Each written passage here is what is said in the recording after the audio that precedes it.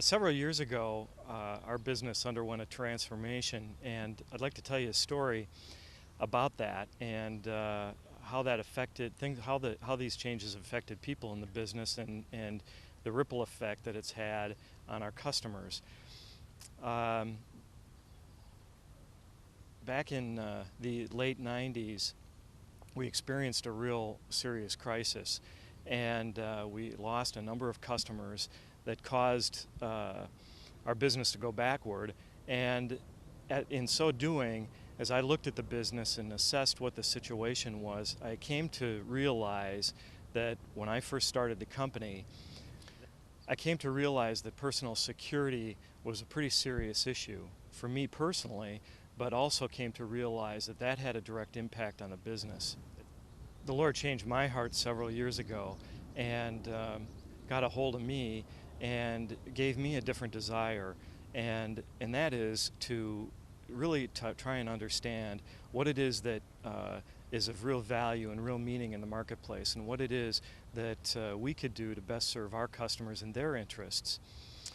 Um, and as a result, we went through a process of business redevelopment, and that took place over the course of many years.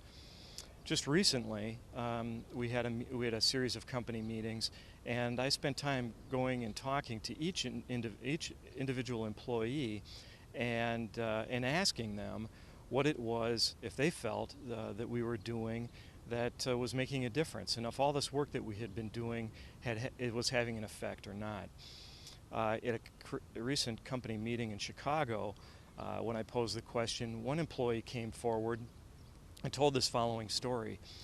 He told me about a situation where on the previous Friday night, and this is the busiest time of the week for us in our business, that a truck was received, and this comes from a regular customer of ours. It comes out of Indianapolis, and it makes its first stop at the Chicago location, and then goes on to Minneapolis, where the rest of the load is delivered.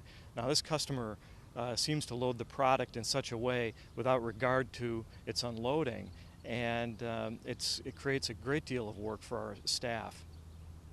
The fellows in Chicago, however, they got together, and knowing that the folks in Minneapolis had just undergone a recent move, decided that they were going to receive the entire truck, not only the portion that they would ordinarily receive in Chicago, but also the product that goes on to Minneapolis.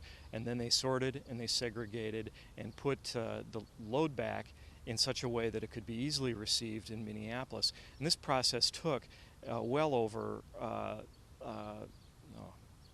this process took several hours, and for guys who had already put in a full day's work. And they did this without really any looking for anything back from the employees in Minnesota. They just did this because they felt that this was a way in which they could support and they could help some of their fellow co-workers 400 miles away who had no clue as to what